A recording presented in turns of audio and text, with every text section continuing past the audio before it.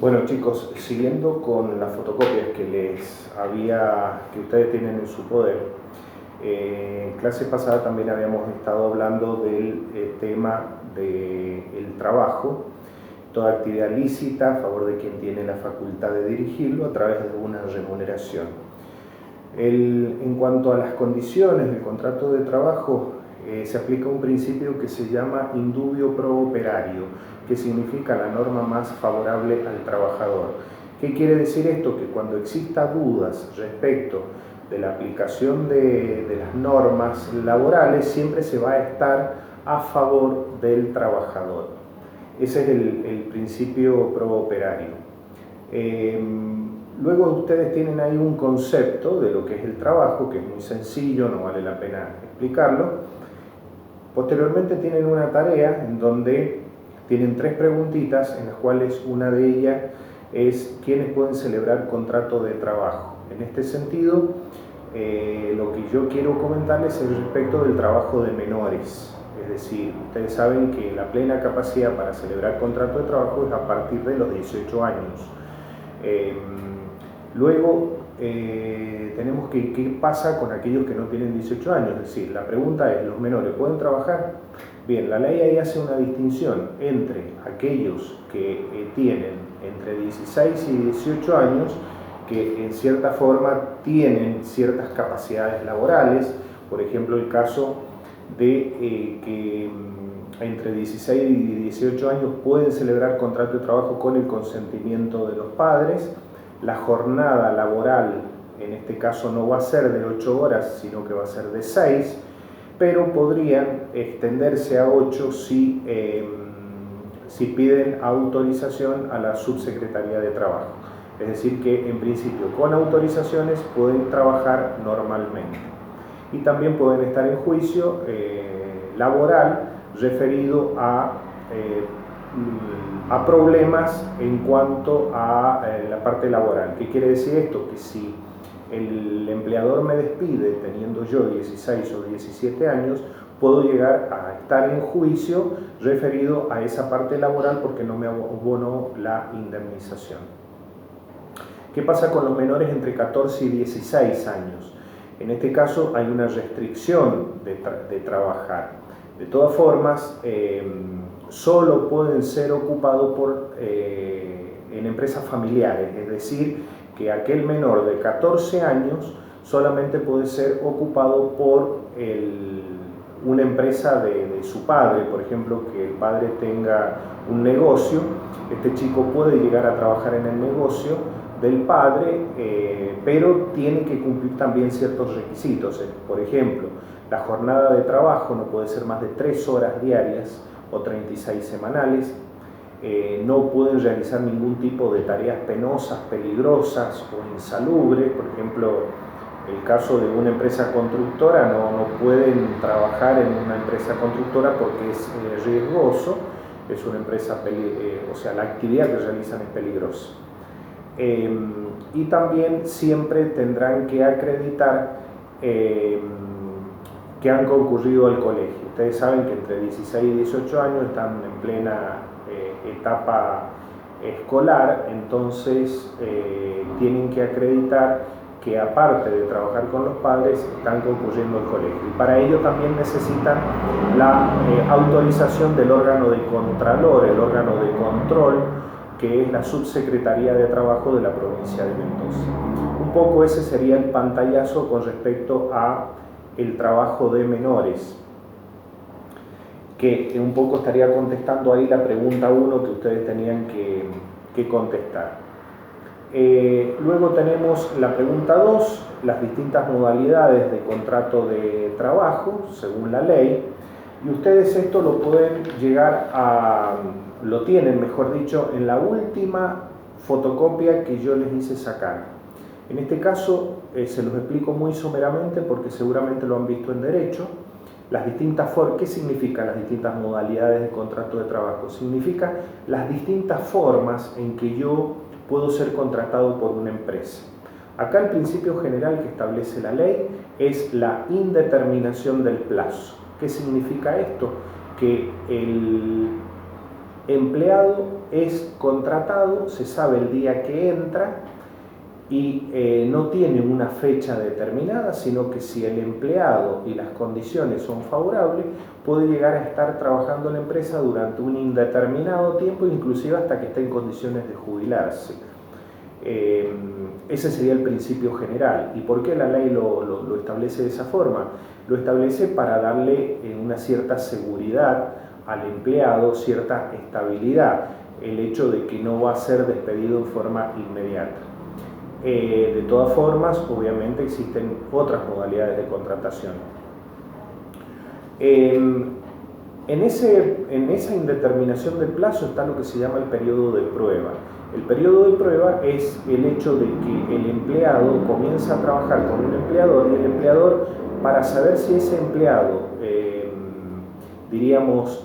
rinde en el trabajo, no llega tarde, es puntual, no tiene inasistencia y demás, le pone un periodo de prueba para probarlo realmente si están dadas las condiciones o da el perfil para el trabajo para el cual ha sido contratado.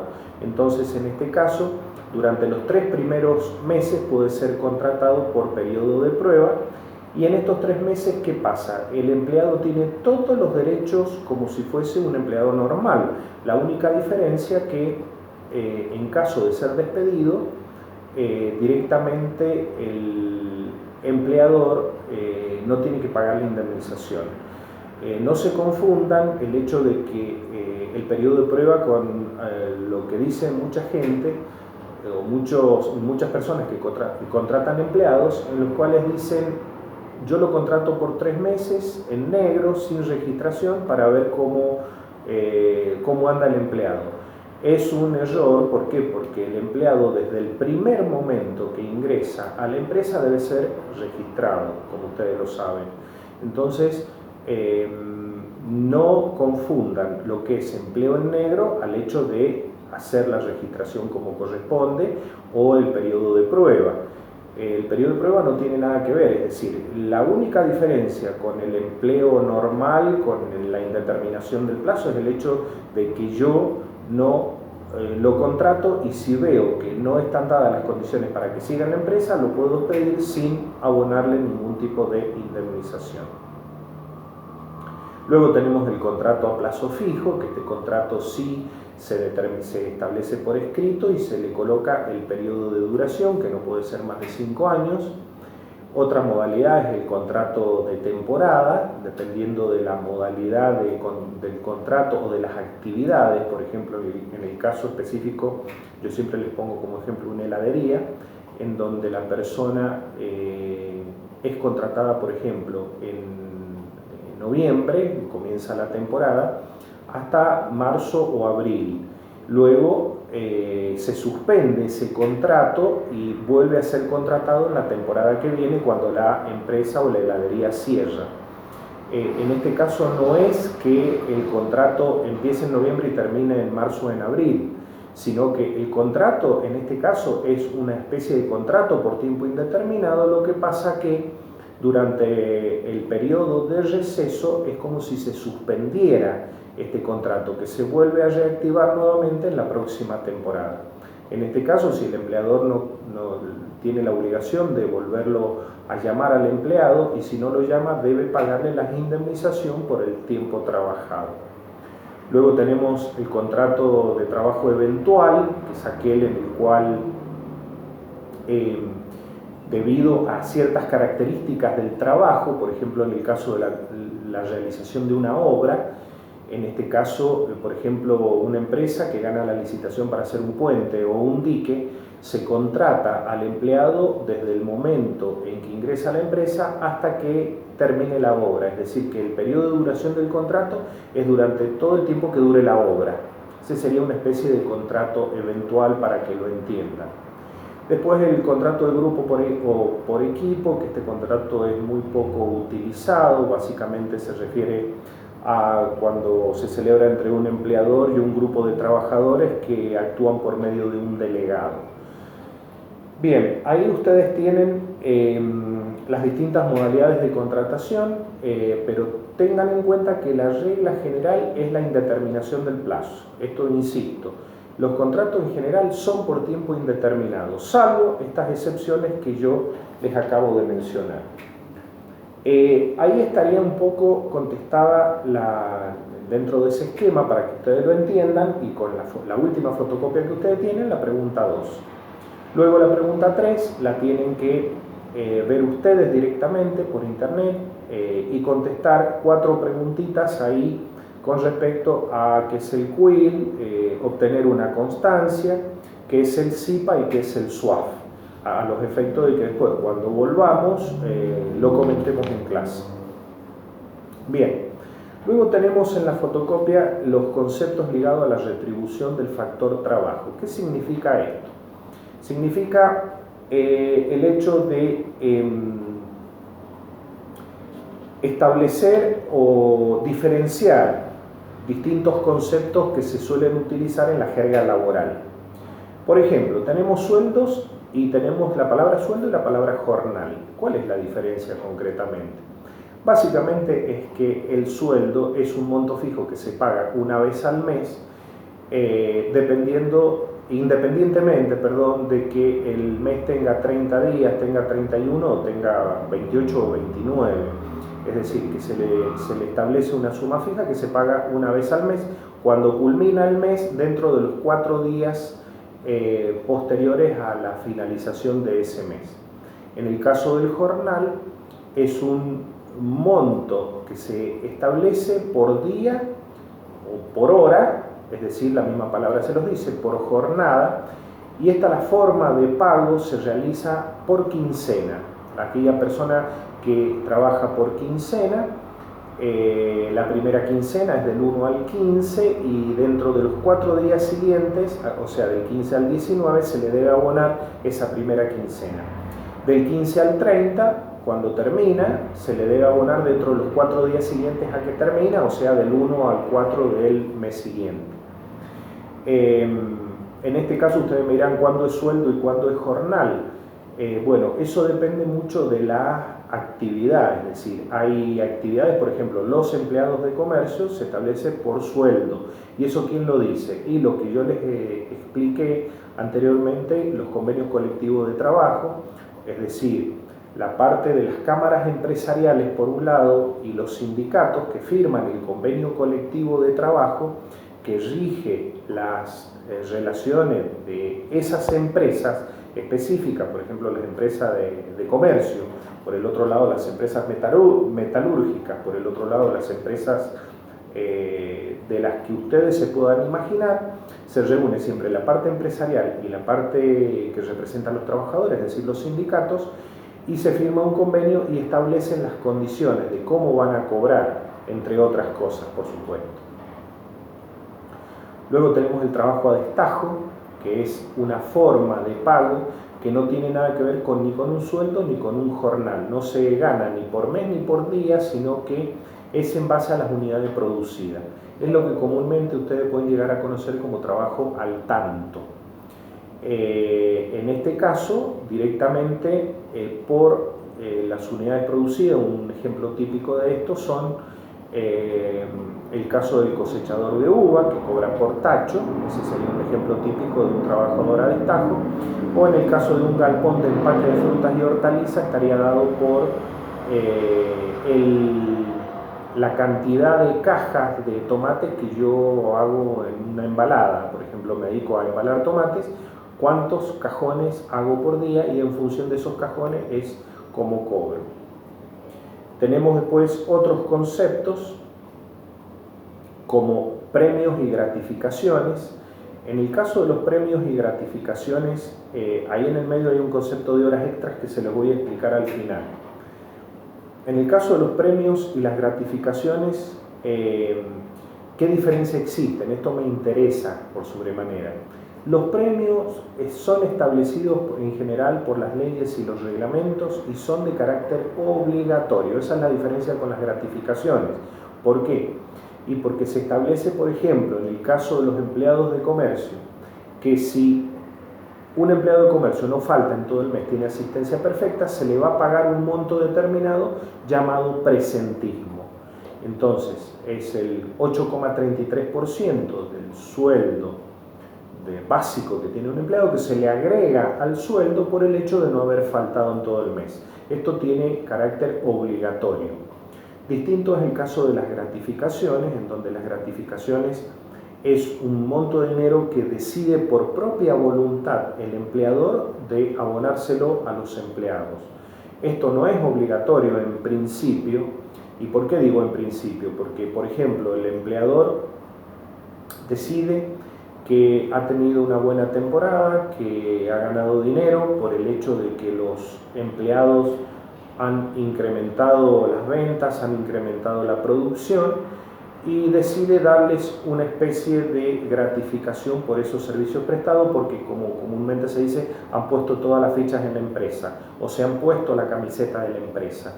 Entonces, a raíz de eso, el empleador le da una gratificación. En este caso, la jurisprudencia y la doctrina han establecido de que muchas veces se pueden llegar a tornar obligatorios estas gratificaciones cuando se hacen normales, es decir, que el empleador se las da todo el año o todos los años para la misma época. En este caso, en principio, se podrían tornar en obligatorios. Otro concepto para resaltar es el tema de los viáticos. Ustedes ahí a continuación tienen el tema de un concepto, ¿qué es lo que son los viáticos? Los viáticos son sumas de dinero que se le pagan a los empleados para que éste pueda prestar el servicio específicamente. Por ejemplo, el caso de una empresa, por ejemplo, sería el caso de una empresa del calzado, una fábrica de calzados que contrata a una persona de acá de Mendoza, que contrata a una persona para que viaje a otras provincias a venderle el producto. En este caso, para salir de la provincia, esa persona o ese empleado y poder cumplir su función necesita combustible, necesita necesita comida y necesita alojamiento. Entonces, el empleador le debe dar una cierta suma para ese monto. Eso se llaman viáticos.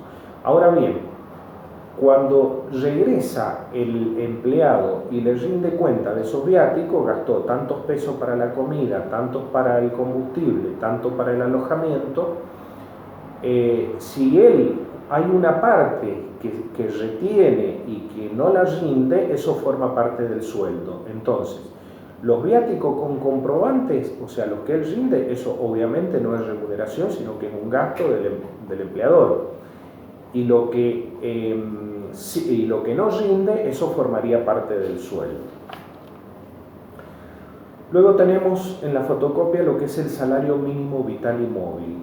El salario mínimo vital y móvil es un monto que establece, y ya no ni el empleador, ni el empleado, ni las asociaciones sindicales, ni las cámaras empresariales, sino que es un salario que establece el Poder Ejecutivo Nacional, concretamente el presidente, donde establece que ningún trabajador del país puede estar por debajo de ese salario mínimo. Es decir, todas las actividades que ustedes se puedan imaginar que existen en el país, ninguna actividad puede estar por debajo de ese sueldo. Si ustedes se fijan ahí en la fotocopia, para marzo del 2020 tenemos 16.875 pesos para el personal mensualizado. Si eso lo dividen por la cantidad de horas que trabaja en el mes, ustedes saben que en el mes cuántas horas trabaja un empleado. Si nosotros consideramos 25 días a 8 horas por día, son 200 horas que trabaja en el mes. Entonces, ahí en el mes el personal mensualizado estaría alrededor de los 84 pesos. Así que, hasta ahí tendrían lo que es el salario mínimo vital y móvil. Luego tienen algunos conceptos que están relacionados con el factor trabajo, que esto básicamente, después se los voy a explicar con más detenimiento cuando veamos ya la planilla de liquidación de sueldos, qué es lo que es un sueldo básico, qué es lo que es un sueldo bruto, pero básicamente es lo siguiente. El sueldo básico es una suma de dinero que el empleador le da al empleado por su servicio pactado de acuerdo a lo que establece el CCT, o sea, el convenio colectivo de trabajo. Lo mínimo que ese empleado gana dentro de ese convenio. El sueldo bruto, a diferencia del básico, es el sueldo básico más otros adicionales que establece el convenio. Es decir, que por ejemplo, para los empleados de comercio se establece que el sueldo básico, por ejemplo, serán 30.000 pesos. A esos 30.000 pesos hay que agregarle aquellos adicionales. ¿Cuáles serían los adicionales? Por ejemplo, esto que les estaba diciendo recién, de que si no falta en todo el mes, se les va a adicionar un 8,33% por presentismo. Eso sería un adicional al básico, sería el básico más ese adicional. Aparte, por ejemplo, si hace horas extras, una persona que haga una hora extra de la jornada habitual, que son 8 horas, se le debe pagar aparte y gana más, un precio mayor por hora. Entonces, todo eso conforman los adicionales de convenio, que al básico se le suman los adicionales de convenio y obtenemos el sueldo bruto. Luego, ¿qué son los aportes?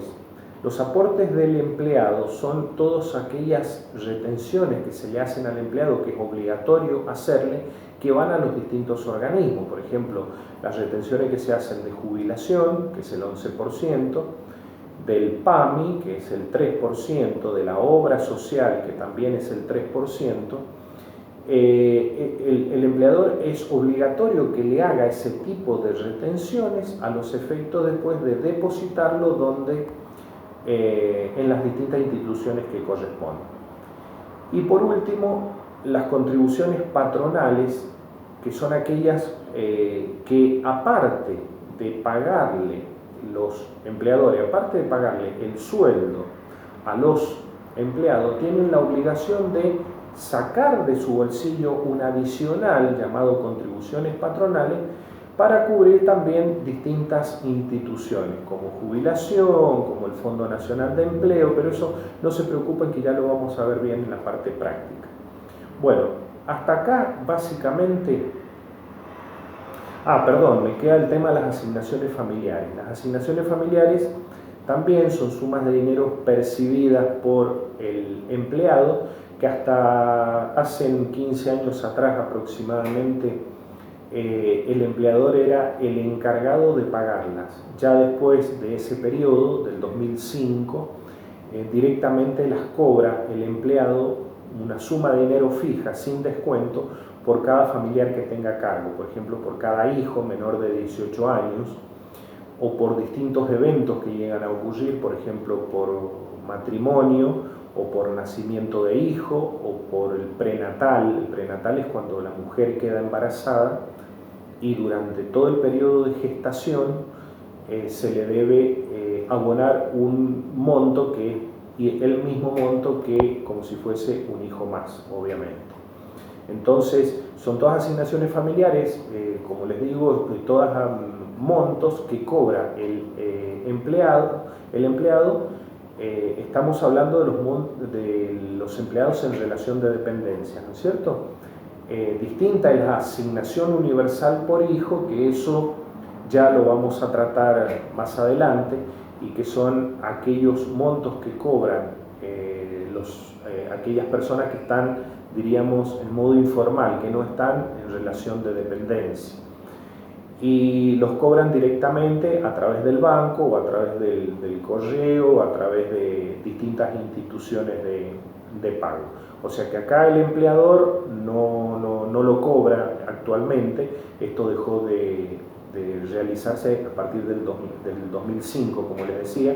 Lo cobra directamente el empleado, se hace su respectivo trámite en el ANSES y lo cobra directamente.